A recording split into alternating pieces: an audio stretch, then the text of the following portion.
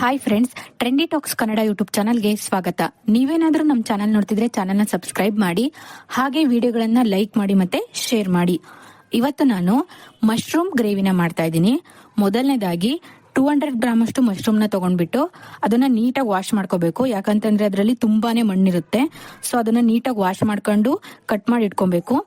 ಮೊದಲನೇದಾಗಿ ನಾವು ಮಶ್ರೂಮ್ನ ಮ್ಯಾರಿನೇಟ್ ಮಾಡ್ಕೋಬೇಕು.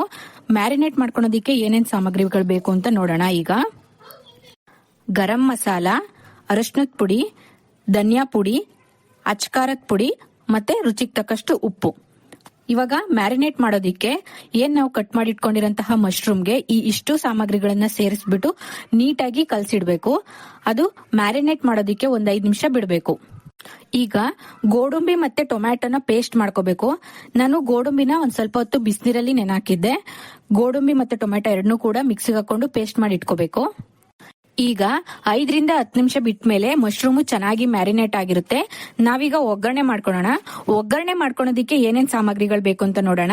1 ಪಲಾವ್ ಎಲೆ, 3 ಲವಂಗ, 1 ಚೂರ್ ಪೀಸ್ ಚಕ್ಕೆ, ಹಾಗೆ ಸ್ವಲ್ಪ ಜೀರಿಗೆ ಮತ್ತೆ ಈರುಳ್ಳಿ ಮತ್ತೆ ಟೊಮ್ಯಾಟೊ ಇಷ್ಟನ್ನು ನಾವು ಕಟ್ ಮಾಡಿ ಇಟ್ಕೊಂಡಿದೀವಿ. ಇವಾಗ ಒಗ್ಗರಣೆ ಮಾಡ್ಕೊಳ್ಳೋಣ.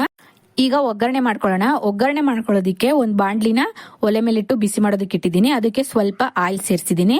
ಆಯಿಲ್ ಕಾದ ನಂತರ ನಾವೇನ್ ತಗೊಂಡಿರ್ತೀವೋ ಚಕ್ಕೆ, ಲವಂಗ, ಜೀರಿಗೆ ಮತ್ತೆ ಪಲಾವ್ ಎಲೆ ಇಷ್ಟನ್ನು ಸೇರಿಸ್ಬಿಟ್ಟು ಒಂದ್ ಸ್ವಲ್ಪ ಹೊತ್ತು ಫ್ರೈ ಮಾಡ್ಕೋಬೇಕು. ಆಮೇಲೆ ಈರುಳ್ಳಿನ ಸೇರಿಸ್ಕೋಬೇಕು. ಈರುಳ್ಳಿ ಸ್ವಲ್ಪ ಫ್ರೈ ಆದ್ಮೇಲೆ ಟೊಮ್ಯಾಟೊನ ಸೇರಿಸ್ಕೋಬೇಕು.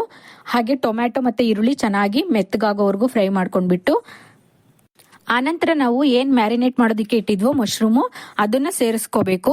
ಅದನ್ನ ಸೇರಿಸ್ಕೊಂಡ್ಬಿಟ್ಟು ಚೆನ್ನಾಗಿ ಕೈ ಆಡಿಸ್ಬೇಕು. ಅದು ಮಶ್ರೂಮ್ ಏನಿದೆಯೋ ಅದು ಕಂಪ್ಲೀಟ್ ಆಗಿ ಸ್ವಲ್ಪ ನೀರ್ ಬಿಡ್ಬೇಕು. ಅಲ್ಲಿವರೆಗೂ ನಾವು ಅದನ್ನ ಫ್ರೈ ಮಾಡ್ಕೊಂತಾ ಇರ್ಬೇಕು. ಈಗ ಮಶ್ರೂಮು ಚೆನ್ನಾಗಿ ನೀರ್ ಬಿಟ್ಕೊಂಡು ಕುದೀತಾ ಇದೆ. ಅವಾಗ ನಾವು ಅದಕ್ಕೆ ಧನಿಯಾ ಪೌಡರ್ ಮತ್ತೆ ಚಿಟಿಕೆ ಖಾರದ ಪುಡಿನ ಸೇರಿಸ್ಕೋಬೇಕು. ನಾವು ಮ್ಯಾರಿನೇಟ್ ಮಾಡೋದಕ್ಕೆ ಧನಿಯಾ ಪೌಡರ್ ಮತ್ತೆ ಖಾರದ ಪುಡಿನ ಹಾಕಿದ್ವಲ್ವಾ, ಸೊ ಇವಾಗ ನಾವು ಸ್ವಲ್ಪ ನೋಡ್ಕೊಂಡು ಹಾಕ್ಬೇಕಾಗುತ್ತೆ.